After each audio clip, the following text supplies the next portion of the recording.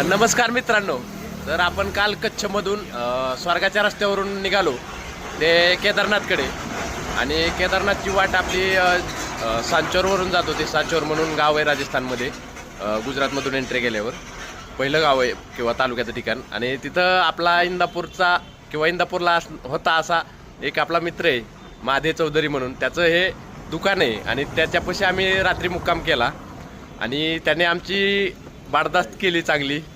इथंच त्याच्या दुकानातच आम्ही मस्तपैकी बाजावर निवांत झोपलो होतो आणि रात्री खूप धमाल केली. त्यांनी त्यांच्या हाताने राजस्थानी जेवण आपल्याला बनवून जेवू घातलं आणि ते पण खूप रुचकर आणि चविष्ट होतं, जे की घरगुती जेवण होतं. आणि ह्या मित्रांनी हाताने आपल्या स्वतःच्या बनवलं. त्यात म्हणजे आपल्या रमेश भाऊने 7 रोट्या बनवल्या आणि या भाऊने दाल मखनीची भाजी बनवली आणि या सगळ्यांनी आपल्याला खूप सहकार्य केलं आणि मदत केली आणि थँक्यू. आणि आता यांनी आपल्याला इंदापूरला येऊन परत भेटायचं निवांत आणि इंदापूरला येण्याचं मी त्यांना खास परत एकदा आमंत्रण देतोय आणि गपचूप येऊन नाही जायचं.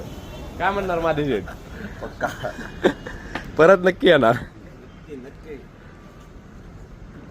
नमस्कार मित्रांनो. तर आपण काल कच्छमधून स्वर्गाच्या रस्त्यावरून निघालो ते केदारनाथकडे आणि केदारनाथची वाट आपली सांचोरवरून जात होती. सांचोर म्हणून गाव आहे राजस्थानमध्ये, गुजरातमधून एंट्री केल्यावर पहिलं गाव आहे किंवा तालुक्याचं ठिकाण. आणि तिथं आपला इंदापूरचा किंवा इंदापूरला होता असा एक आपला मित्र आहे महादेव चौधरी म्हणून, त्याचं हे दुकान आहे आणि त्याच्यापाशी आम्ही रात्री मुक्काम केला आणि त्याने आमची बारदास्त केली चांगली.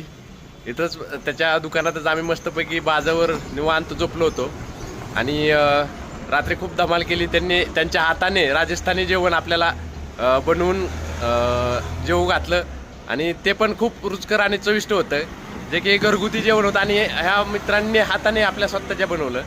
त्यात म्हणजे आपल्या रमेश भाऊने 7 रोट्या बनवल्या आणि या भाऊने दाल मखनीची भाजी बनवली आणि या सगळ्यांनी आपल्याला खूप सहकार्य केलं आणि मदत केली आणि थँक्यू. आणि आता यांनी आपल्याला इंदापूरला येऊन परत भेटायचं निवांत आणि इंदापूरला येण्याचं मी त्यांना खास परत एकदा आमंत्रण देतोय आणि गपचूप येऊन नाही जायचं.